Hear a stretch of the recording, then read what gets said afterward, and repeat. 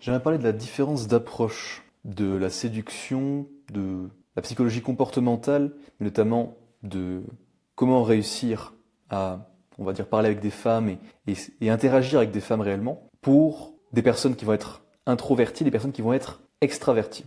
J'aimerais d'abord vous conter donc une petite histoire à mon sujet, parce qu'étant plus jeune, ce dont j'avais besoin pour pouvoir débloquer beaucoup de choses par rapport à mes interactions avec les femmes, c'était avant tout de comprendre. Donc j'ai eu un grand besoin de connaissances, d'approfondir énormément mes connaissances en premier lieu, de lire des livres, de regarder des vidéos, afin derrière de pouvoir débloquer des portes lorsque j'interagissais avec des femmes. Parce que j'ai toujours eu cette capacité à, dès que j'avais un livre, une vidéo que je consultais, que je regardais, dès que j'écoutais ce qui se disait ou que je lisais ce qui était écrit, j'arrivais à retenir. Et d'ailleurs, je pouvais le restituer directement lorsque j'étais sur le terrain. C'est quelque chose qui était assez fort. Et c'est quelque chose que j'ai remarqué, un trait de caractère en tout cas, ou une capacité qui va appartenir, d'un point de vue archétypal, à des personnes qui ont un SE très développé, habituellement.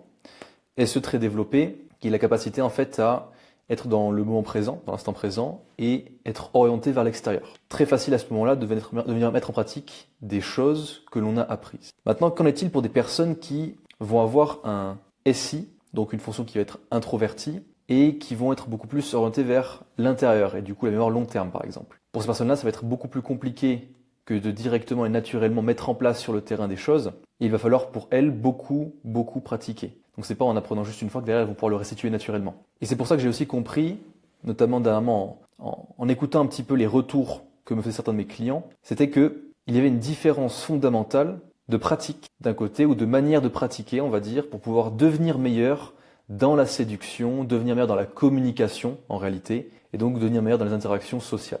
Pour les personnes qui sont plus extraverties, ce qui va être intéressant, c'est d'avoir une partie qui va être principalement théorique et peu de pratique. Parce que généralement, ces personnes-là vont réussir assez rapidement à prendre la main et à appliquer ce qu'elles ont compris. Donc pour elles, il s'agira de juste accumuler la connaissance, beaucoup de connaissances, et venir pratiquer, mais beaucoup moins de pratique nécessaire que de théorie. Donc là, on pourrait créer entre guillemets un package compréhensif qui serait environ 70% de théorie pour 30% de pratique. Parce que ces personnes-là ont une capacité de restitution qui est bien meilleure. Pour les personnes qui vont être plus introverties maintenant, ça va être l'inverse. C'est-à-dire que la partie théorique va être réellement secondaire. Pourquoi secondaire?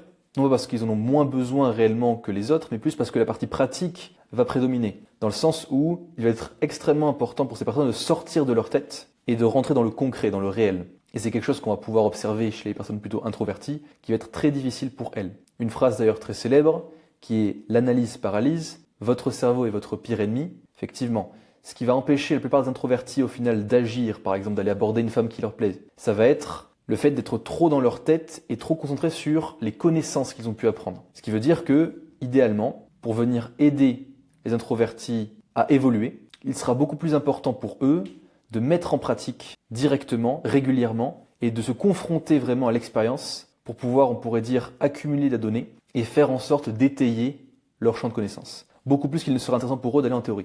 Là où ça pourrait en réalité être contre-intuitif, je dirais, parce que les extravertis ont tendance à beaucoup plus faire de la pratique, et les introvertis vont avoir beaucoup plus tendance à faire de la théorie. Parce que ça va être naturel, c'est la propension naturelle. Et réellement, si l'un et l'autre veulent évoluer, il sera important pour eux que de travailler sur l'autre des aspects. Donc, la théorie pour les extravertis, la pratique pour les introvertis. Et c'est pour ça que c'est même un petit peu dangereux pour des personnes plutôt introverties que de s'attarder régulièrement sur des livres, de plus en plus de livres, des vidéos à ce sujet, qui vont essayer de compenser leur manque de pratique par un approfondissement de leurs connaissances. Mais les connaissances n'apportent rien de plus si jamais elles ne sont pas appliquées. C'est pour ça que pour eux, il s'agira de commencer par de la pratique avant d'aller vers la théorie. D'accord?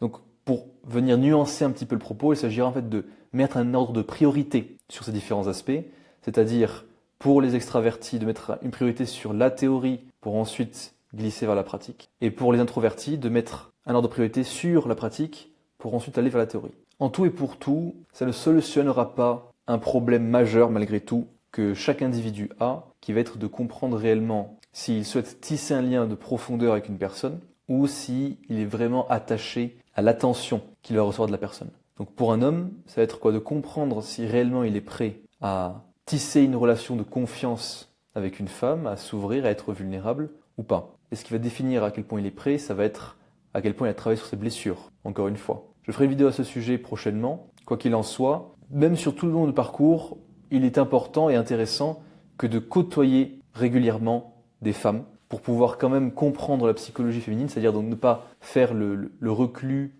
devenir moine par exemple et rester dans son coin pendant 3 ans pour au final revenir, sortir de sa grotte et ne plus comprendre le monde. C'est intéressant de faire ça quand on est en train de travailler justement pour pouvoir se sécuriser, par exemple sur un business. Mais autrement, il sera quand même important que de côtoyer d'autres êtres humains et de pratiquer les interactions sociales, un tant soit peu. Je dirais que j'ai une approche, pour pouvoir comparer avec ma propre vie, j'ai une approche où c'est étant plus jeune, avant de me lancer dans le business, que j'ai pu vraiment pratiquer et théoriser la majorité de mon savoir actuel. Donc j'ai pris le temps avant de me lancer dans le business, de travailler sur tout ça. Il est possible de le prendre après ce temps-là, mais ce n'est pas vraiment une voie que je recommande, dans le sens où il est tout à fait faisable. Dans la mesure où vous avez atteint un certain palier, si on parle de business en ligne par exemple, ça va être d'avoir sécurisé les 3 à 5 000 euros par mois. Il est largement faisable après ça de se dégager du temps pour faire en sorte de pratiquer ces choses-là. Pourquoi ? Parce que l'être humain